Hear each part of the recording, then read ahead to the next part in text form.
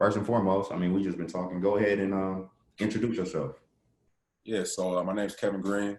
I'm from Oakland, California. Went to high school over in San Francisco at Sacred Heart Cathedral, where I played basketball and football, and then went on to play football down in LA over at USC. Played there for about 5 years, and then after USC, was blessed to play 4 years professionally in the NFL. Nice, man. When was it that you said that you played both sports, basketball and football? When was it that you knew you had a passion for football and to continue to, try to make something out of football, out of your passion? Oh man, to be honest with you, I started playing football as a junior in high school. I started really late. Basketball was always my sport, from playing with the Oakland Rebels to the Oakland Soldiers, and then throughout my whole career in high school. Football was presented to me as a junior, and I really didn't think much of it. Growing up, I was like, why in the hell would I want to smack into somebody else and give myself a concussion? Right. Football just wasn't it. And then once I was able to see how I accelerated in the sport, it started opening up doors for me as far as colleges knocking on my door, sending letters. And once I, made the transition to play, I think, I started to see a future for myself after college, potentially playing football more. What was it in you that was like, you know what, I can do this? Or what was it that you saw specifically in yourself or the situation that you was like, I can attack this? Well, man, playing basketball my whole life, I was always a bigger kid, right? I was always playing the center, power forward. Growing up, Q, I was always a lot taller than my peers. I've been 6'4" since the sixth grade, and I thought I was going to be, 6'10", 6'11", being as tall as Devon Harden. And so, once I stopped growing and I started to get wider, I was like, all right, Kevin, well, nobody's going to bring in a 6'4" power forward or a 6'4" center, unless you're Charles Barkley. So I saw myself on the football field begin to dominate in a way that I've never seen myself dominate before. In basketball, I was always bigger than everybody else, so it was easy to, grab rebounds and run the floor and stuff like that, but I was never the best player in the gym. In football, I was the best player in the field, on the field, and then it turned into me being the best player, from a wider standpoint, just as far as, just the city and whatnot. Sometimes people see it early, sometimes people see it late. With your time at USC, was there ever a point that you were like, maybe I can do something else? You know what, Q, my time at USC, a lot of people really don't know this, man. I hardly played. I hardly played at all. I spent 5 years there, and I might have played about, 10 games total. And I'm talking about fourth quarter, getting some scrub time. And, a lot of that was just from me learning how to play the game of football. Even though I started late, but it took me so long just to catch up to others and my peers. So, playing at SC, man, I was so discouraged day in and day out, right? Just because I wasn't playing.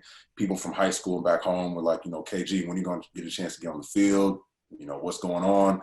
I'm seeing the guys that I came in with start. They're bringing in freshmen after me that are starting in front of me. So it was really tough from the standpoint of thinking like, okay, maybe this isn't for me, right? Maybe football isn't it. Why don't I go ahead and just graduate, get my degree, and then transition. I think it might have been around my junior year, I spoke to one of the older guys at SC who had graduated and went on to play. He said, Kevin, everybody gets better at their own time. Mm-hmm. So I took that and I kind of just looked at the bigger picture. And I said, you know what, Kevin, you're still continuing to learn how to play.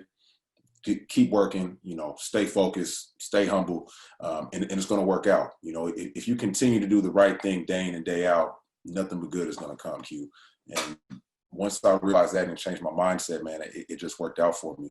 Aside from the sports standpoint, once you're in college, this, there's so many doors outside of athletics that are presented to you because you realize that at some point in time, those lights are going to go off. People aren't going to ask you for your autograph anymore. And, what are you going to do? Yeah. So, being able just to reach out to different networks within my college bubble and just see the bigger spectrum for outside of football really helped me, just create a plan B, if you will. At that time, what was it that kept you motivated, even if it wasn't football, to keep pushing?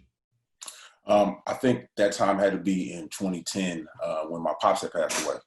My pops passed going into my sophomore year, and I was just dealing with just not playing. My dad passed away from MS, and so he's been sick for a very long time, and I knew going into college that might happen, and when it did, I think with that situation and me not playing, I was just ready to either transfer out of SC, move back home to the town, or just get a job.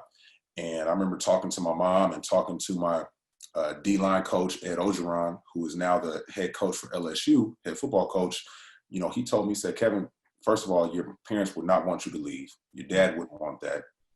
And there's nothing that you can do for your parents up there in the Bay Area that you can't do down here. Mm. So, continue to work, continue to make your parents proud. And that right there was a turning point for me to where I told myself, all right, Pops wouldn't want me just to cash in and just leave. Like, I got to get this degree. I got to try and make something happen for him. So, using that as motivation really kept me going, man. You continue, you have that drive in you. You get to the NFL. Mm-hmm. How was the NFL for you for the 4 to 5 years that you were in the league? It was fun, and it was also scary, to be honest, man.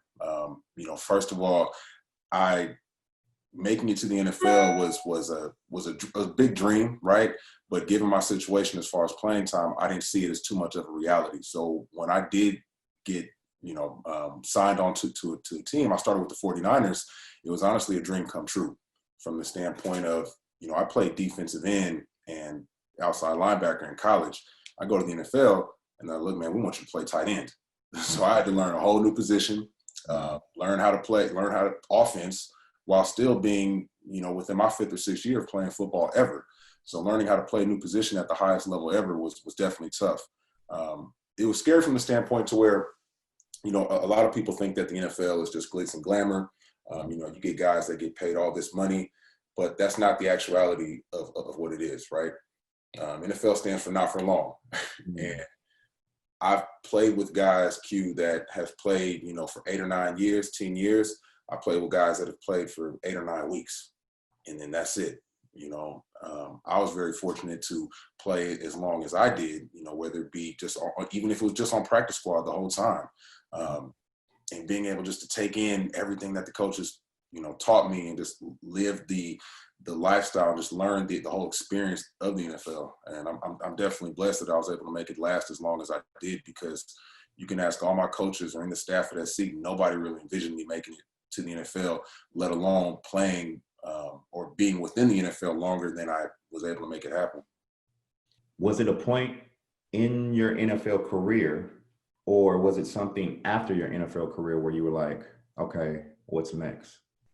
Before I left USC, I was able to attain my master's. So I always knew in the back of my mind that I had something to fall back on outside of my bachelor's degree.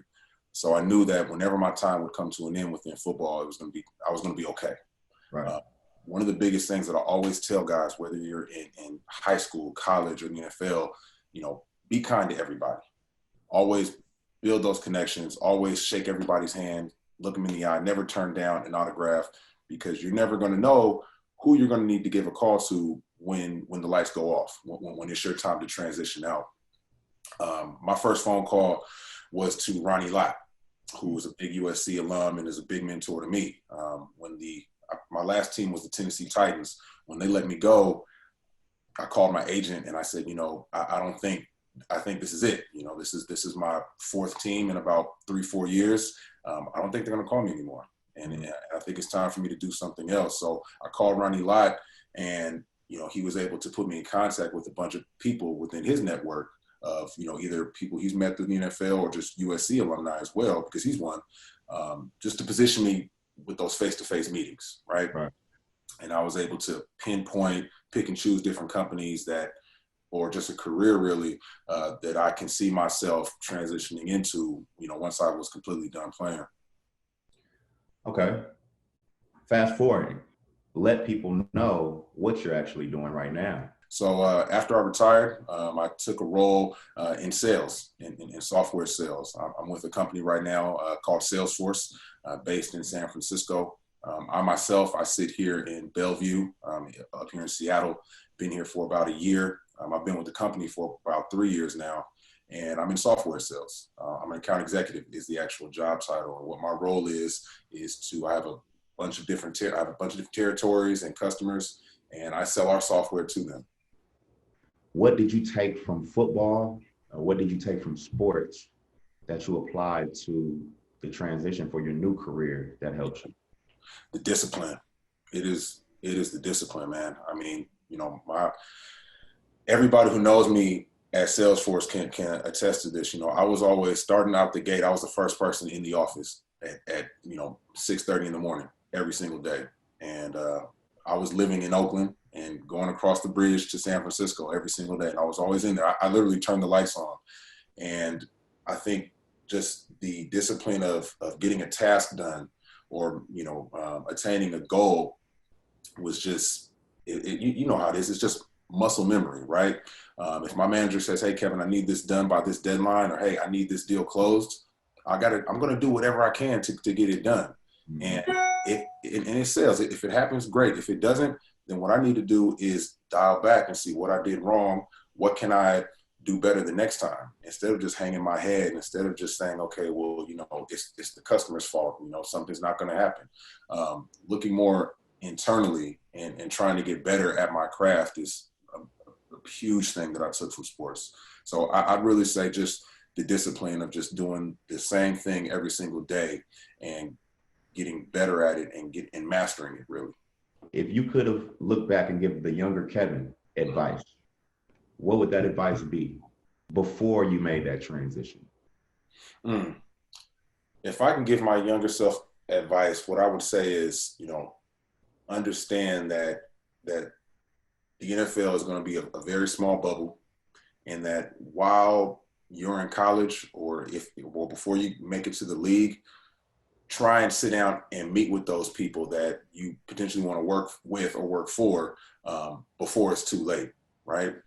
I wish, while I was in college, I built more of a network in the Bay Area while I was in LA within the tech space. It's just that I never really envisioned myself being in that phase. It was always sports. And then whatever is outside of sports, well, whatever it is whatever it is. So I tell myself to reach out to those people, shake their hands, introduce yourself, let them know the position that you're in right now. Hey, I'm a sophomore in college. I play football at Carolina, or I play football at USC. This is what I'm thinking about doing in a couple of years if this plan doesn't work out. Can I take you out to coffee? Can I add you on LinkedIn? Can we stay in contact? Stuff like that. I think more so, Q, just seeing what somebody does, whether it be tech or whether it be commercial real estate, and saying, that's what I want to do, and meet with that person. And I think you just hit another nail on the head that I think is great for anybody, but definitely athletes. But I think sometimes we take it for granted when we play sports. And I've always told people it's a difference between networking and building relationships. Right. And I think you've been sharing great examples of not only great character that you've kept your entire journey, and even when it was hard, but you built relationships throughout the years. You said earlier, you would try not to turn down an autograph. You would try to speak. You try to be kind to everybody, because you never know who you'll run into or who you'll need or who can help you later on in the future. Are there any things, or is there anything that you see down the road for yourself? Are there any goals or any dreams that you have stemming from Salesforce? Mm-hmm. Q, it's funny that you asked that, man, because to be honest with you, I know we always talk about having a plan and just writing it out and just, attaining that goal. I feel like my plan and my goal is changing every single day, right? The motivation for me since transitioning out of football is, my motivation, and one of the reasons why I took this role, is to show, young Black men like myself, young Black men that are playing football, that are playing any other sport, that you can do the same thing that people who don't look like you do and find success in and be successful in. And you don't have to You don't have to be a 4.0 student your whole life. You know, you don't have to be somebody who is just, you know, infatuated with just computers and stuff like that. That doesn't have to be you. If you can, you know, just present yourself, be marketable, right? Smile, you know, treat others the way that you want to be treated. That is going to be the biggest thing that's going to set you apart for when it's time for you to move out of your sport. You know, what's next for me is just continuing just to be the best, you know, retired NFL player from Oakland, California, that went to USC, that is working in, you know, a Fortune 500 company that is excelling, right? And the longer I'm here, the better I get, the more pages are just added onto my book. Right. I think that's powerful, Kev, because especially in the time and days that we're in now, right, everything is centered around popularity, yep, money, and fame. yeah, And not only kids, I love these interviews because it helps parents and, you know, the guardians see, because just being honest, we came from an area where sports was kind of like our only outlet that we thought at a young age, you right, know, and, you know, much respect to our parents and guardians, because a lot of them didn't have the resources that we had and that we now have, you know. right, So I tell people all the time, people told me all the time, man, go to college. But nobody ever told me what to do when I got there. yeah, yeah. And they couldn't. A lot of people couldn't because they couldn't share that. Was there anybody other than a Ronnie Lott, probably definitely like a Coach Ant, was there anybody that, or any coaches, family members, friends that helped you along this journey too, to keep you, you know? Right. Oh, of course. You know him as well as I do, Lou Ritchie. I've known Lou Ritchie since he was my sixth grade teacher at St. Lawrence O'Toole, right in High Street, you know, and he was the first person outside of my dad who would talk to me like he is my dad, and that would coach me like he is pops and give me that game and wisdom. And, you know, it's something, and he does that with everybody that he's coached. I mean, you've talked to him. Right. Just everything that he's instilled with me, I've just kept it in the back of my mind, you know, and he's just one of the many. But just out the gate, Lou was always one of my, and still is to this day, you know, one of my biggest influences outside of my parents. And I think that goes a long way, man, because a lot of people, again, a lot of times, and I've been guilty for it just growing up, we feel that we can do everything by ourselves. Right. Right. And a lot of times we don't go to people until it's the last resort and we just need help. This entire interview, you've been showing how not only you've asked for help at an early age. I don't think a lot of adults, but a lot of, I say kids because you were in college, I don't think a lot of kids would have been like, you know what, let me reach out to somebody and see what I can gain. Right. It had nothing to do with just football. Like, you weren't, from how you tell me, it had nothing to do with you reaching out to Ronnie Lott and whomever else you reached out to, just dealing with football. Exactly. It was more so getting an understanding to say, okay, what can I do? What can stem from this? Is there anything that at this moment that you look back on and you say, I could have changed differently, or I'm glad I went through that, even if it was a tough time, because it's helping you now? Yeah, I mean, I think that I'm very glad that I didn't play as much as I wanted to at USC. You know, I think that it's a great thing that I played football as late as I did, from the standpoint to where, you know, if I would have played football my whole life, who knows where I would have went, right? There's one part of me that says, Kevin, you know, if you started early, you would have been a first-round draft pick somewhere. And then there's the other side to where it's like, Kevin, if you didn't, you know, or when you start the way you did, you went to USC and you didn't play, and then you ended up playing a totally different position, and it got you to the NFL. I mean, hell, if I would have played earlier, I might have gotten hurt in college playing all those games and starting and stuff like that, right? But I think just looking back, you know, I don't have any regrets. I was able to play the sport of my choosing to the highest ability. I mean, you can't get any higher than being paid to play, right? No matter if it's NFL or overseas or Canada or whatever.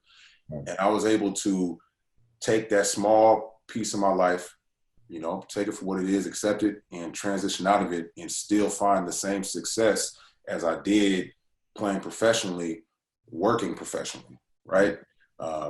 There's not a day that goes by, Q, you know, where I'm hanging my head saying, damn, you know, I wish I could have done that. And yeah, and you know, I mean, honestly, there is just little things here and there, but I think it's just being human. I think that in the grand scheme of things, it's working out great, and the story is continuing to write itself every day, man.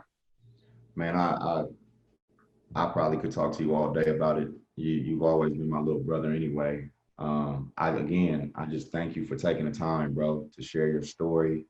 And I definitely know, you know, somebody will see this and it'll help them, you know, whether it be, again, a youngster, somebody that's going into college, somebody that's just finishing college, somebody that's been out of college and still trying to find out what's next for them. I guess before I let you go, is there anything that, if I put the spotlight on Kev right now, and I'm like, Kev, you have the freedom to tell the world anything you want right now and give your advice on anything. What's that advice that you would give those people or that person? I think my message would be to the younger generation, as it is. I'm 30 years old now, right? So I feel like it's God put me here to, you know, teach the youth. Q, as we said earlier, man, you know me since I was 10, 12 years old, right?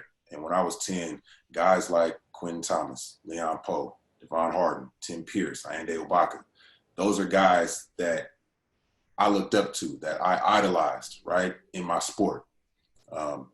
And, you know, everything that you guys taught us, or everything that, even if it wasn't in conversation, the way you guys carried yourselves, the way that you guys got things done in life, as a younger Oakland Rebel, as a younger Oakland soldier, I saw that and I said, that's the path that I want to follow.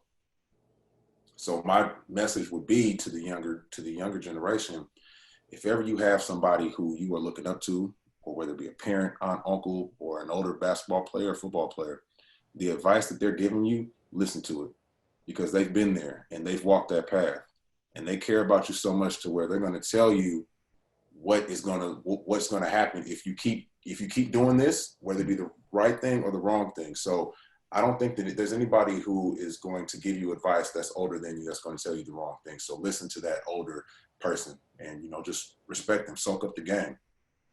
Definitely, man. Like I said, bro, again, man, thank you. Big thank you just for your time, for the knowledge, for your stories that you shared. And honestly, man, if down the road, if you would be interested in doing another interview on another part of your story, you know, that's just one part of your story, I'll definitely hit you, you know, we'll stay in contact. But I just want to thank you, bro, for real, for real. Of course, man. And just, you know, before we log off, I just got to say how proud of you I am, man. I mean, you know, your tapes really helped me out, you know, during a lot of workouts when I was in the league, man. And, you know, just even in college, when you first started rapping, when I was in college, when you first started rapping and everything. So I'm very proud of you, Q, just, you know, where you're at, what's going on with you since you've transitioned out of the sport. So keep it going, man. You know, your success is fueling me, big bro. Honestly. Man, I appreciate it. And, you know, it's a blessing because I guess now at 34, I'm starting to, and I've had people do it, but now I'm having more people come out and just random moments where somebody's like, man, I used to watch you at Tech. Like my dad used to bring me to the Tech games, or I watched you play for the Rebels, or I watched you in college. And I've even had people, I'll tell you a quick story. One time I was at UNC and I was about to graduate, I was a senior. And we had a banquet. And this guy, after the banquet, we were all on the floor, fans were there, so it was open to the public, taking pictures and everything. And this guy walked up to me, black gentleman, and he said, Q, you're my favorite Carolina player ever, right? I'm laughing, like I'm looking up in the rafters, like looking at him like, man, you ain't got a lie to me. Like, you know what I'm saying? Like, I'm not even my favorite Carolina player. Yeah. But one thing that stuck up, he said, it had nothing to do about what you did on the court. It was like, I watched you closely for 4 years, from how you handled yourself in general, from how you handled injuries, how you carried yourself around the program, around teammates, how you uplifted, encouraged people. And it just goes back to you, man. And I'm going to give you kudos again and multiple props, because everybody doesn't have not only the discipline that you had, Right. character takes you so much further than talent can, man. Right. So much. That's something that my dad taught me. He's like, you know, basketball can take you far, or anything you can do can take you far. Yeah. Your character will always take you further. So I just want to commend you, man. Let you know I'm proud of you. Continue doing what you're doing. And I'm always wishing you the best in everything that you touch, bro. I appreciate it, Q. I remember begging my parents, man, to buy me NCAA 2004 on the cover just because you were in it. So, trust me, man. You're my favorite Carolina player, man. Appreciate it, bro. I appreciate it, man. Well, thank you again, bro. This will be on dunkmama.com. We'll give you all the info and stuff as soon as it gets closer to being up and being prepared. But again, Kev, thank you, bro. Thank you. Sounds good, big bro. Love you, boy. Love you too. Have a good one, bro.